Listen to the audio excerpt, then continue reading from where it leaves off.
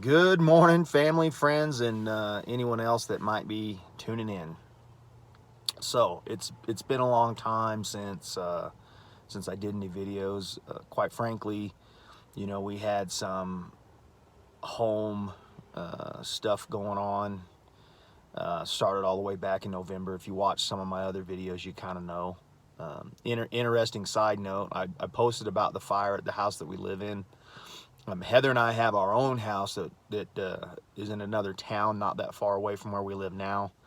The same day we had a fire, that house, you can't make this stuff up, had a black water sewage flood in the basement, and so they had to come in and cut out all the sheetrock in the basement and remodel all that stuff. So we've been dealing with both of those things, and it's quite frankly taken a lot of time, and it's incredibly convoluted, I guess, for lack of a better term, on dealing with the company that's been doing the remodels on both houses. So there's that.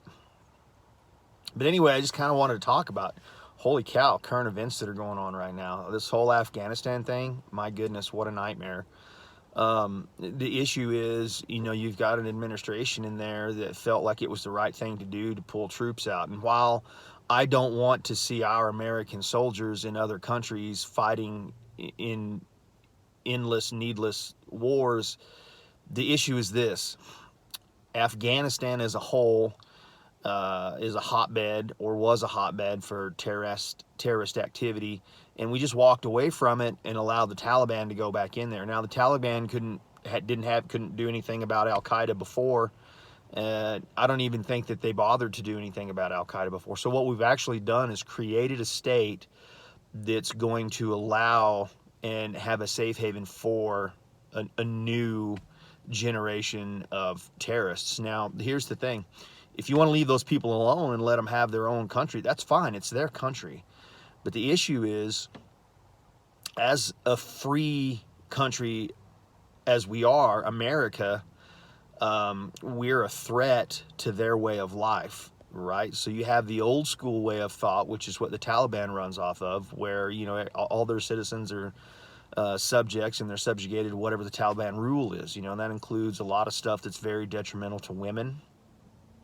And it's a harsh thing, but at some point those citizens need to say, hey, we're tired of this, and they need to stand up and take care of their own country. But on the other hand of that, you're talking about a place that regularly chants death to America. And the reason that is like I said before, is it's about the freedom. In the United States, women can do what they want to do, men can do what they want to do, children can go to school. It's a complete reversal of what they're used to or want to be. So there's that. Now just put that in the back of your head, because I'm about 99.9% sure that something similar to 9/11 will occur again, because if left unchecked, those people over there, they don't like us, they don't care about us.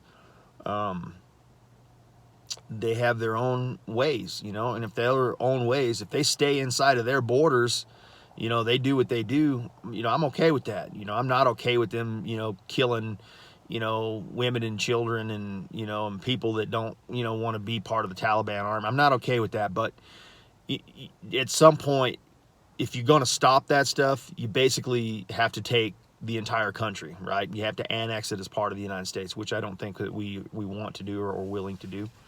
There used to be this thing, in warfare, back when warfare was much more brutal than it is today, it was called "to the victor goes the spoils." And what that meant was, if an army invaded a country and they conquered the country, well, that was their country. And that's kind of where the term "the sun never sets on the British Empire" came from. The Brits were masters at tactics, and they invaded a lot of countries and conquered a lot of countries, and so therefore they expanded their territory greatly. However, today, it's a kinder, gentler world. May not seem like it, but compared to a century ago or 2 centuries ago, it's a much kinder, gentler world than it was. But anyway, if you're going to stop that kind of stuff, in a country like Afghanistan, kind of what you need to do is you conquer the country, period. End of story. You conquer every aspect, every nook, every cranny, and then you start from the ground and build your way back up to, what we consider today to be a civilized society, But that's not going to happen because when we don't have the willpower, we don't have the money, we certainly have the intestinal fortitude. I mean, we have, in the United States, I feel like some of the strongest, most capable soldiers anywhere in the world, for sure, But that's how you get that done, And our problem, the reason things are happening the way they are, is when we went into Afghanistan, we didn't go in there with a winning strategy to begin with. I mean, if you want to know how tough that country is and how hard it is, go research the Russians. The Russians were in there for 20 years, trying to whip the Afghanis. They got their ass handed to them, So, check it out.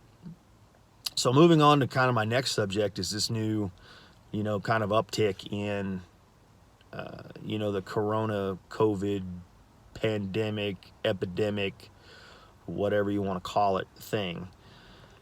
So I'm gonna start off by saying I'm not an anti-vaxxer, right? I'm not. So there's a lot of vaccines in this world, that's done a lot of good. There's the polio vaccine. There's just measles, mumps, and rubella, all of that kind of stuff. So I am not for sure an anti-vaxxer, not even a tiny bit. However, I just want you to maybe consider some things.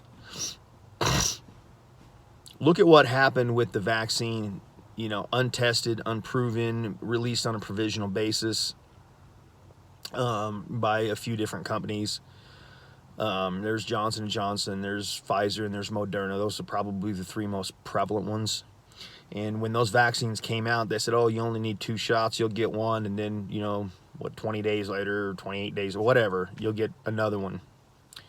Which, if it is 28 days, that's kind of a parallel to a zombie movie. That's kind of crazy if you think about it. But anyway, I digress. But here's the issue. So, you as a citizen, you think, oh, well, the vaccines are free. They're not free. We're paying for them. You just don't see the money come out of your pocket. The government is taking, all those taxes and stuff like that, and they're paying these companies, which, by the way, are making millions, if not billions of dollars off of these vaccines. Well, now all of a sudden there's a new Delta variant. Oh gosh, you need a booster shot now. Well, the booster shots are free. Nope, they're not free. Again, you're paying for them. It may not come directly out of your wallet or out of your pocket, but you're paying for it, whether you know it or not. So I'm not saying you shouldn't get it. In the military, we used to have this saying, it's called trust but verify. If it looks like a pig and it smells like a pig and it oinks like a pig, it's a pig, So just keep that in mind, and don't blindly follow the media, what the media tells you. And I don't care if it's Fox News or whatever, they all have a spin on something, right? If you're a lefty and you're watching CNN, it's catering to what your thought processes are. If you're a righty and you're watching Fox News, that's catering to what your thought processes are. But all of them have a spin, right? They all have a spin. But anyway, trust but verify. As far as the masks are concerned, like I saw this deal on, I think it was Fox 13 News here in Utah, where they were talking about the airlines are now saying that you can't wear an N95 mask on the airline because they have to be fitted. And I'm like, well, I know a little bit about N95 masks, and there might be some variant of an N95 mask that needs to be fitted to your face, but the vast majority of them, much like the blue masks, have a moldable wire structure inside there so that you can kind of fit it to your face. And why they would say that you can't wear those on the airline, but you can wear the blue masks on the airline is beyond me, because you have a mask, an N95 mask, that is more than capable of stopping viruses, even micro viruses. So the information that I read was your little blue paper mask that everyone is wearing will stop 1.1 microns in size or bigger, but the coronavirus is 0.01 microns. So it's just flowing right through that mask. It might as well not even be there, you know. But the issue is those N95 masks will absolutely stop the coronavirus variant. But much like the blue masks, if you don't have a complete seal around your face, if your breath is still coming out around the edges, doesn't matter what mask you have on, that's not really helping anything. So at any rate, that's just kind of that. You know, use your brain, do some research, look at, you know, the CDC and other resources if you can find them on the statistics. You know, they're talking about making our children go and wear masks again when children are less than 0.5% of all affected, and the mortality rate is below zero. It's like near zero. Which, you know, children, and parents are going to freak out about this, but when children put shit in their mouth they're not supposed to, like when they eat dirt or pick boogers and eat boogers and all that kind of shit, what they're really doing, even though it looks disgusting to us, and it is they're building up an immune system. You know, that's part of how children grow up. So if you have one of them children that you never eats dirt or just randomly puts stuff in their mouth that they're not supposed to, you know, if they're not doing that stuff, if they're not eating boogers, like, you don't want them to eat boogers because it's disgusting. But if they're not doing that stuff, they're doing themselves a disservice, because that's what helps build their immune systems. Now, I will tell you that back in February, my wife and I and our child, we had COVID. None of us had symptoms. And when I say no symptoms, I mean no loss of smell, no loss of taste, no fever, no nausea, no nothing.